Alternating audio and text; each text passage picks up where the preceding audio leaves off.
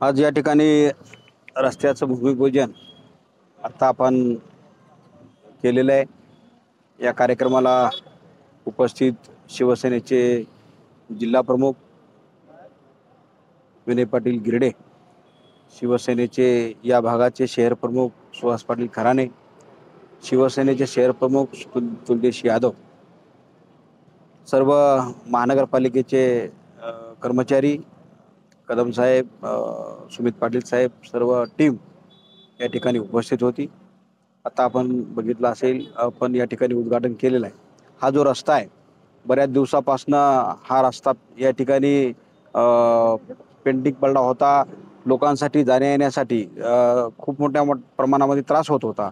हा रस्ता या ठिकाणाहून आजदवन सुद्धा या ठिकाणी जातो आणि तिकून डायरेक्टली मोंड्यामध्ये येणारा हा रस्ता आहे आणि अतिशय चांगला रस्ता या ठिकाणी आपल्याला करायचा आहे। आता आपण त्याचं उद्घाटन केलेलं आहे।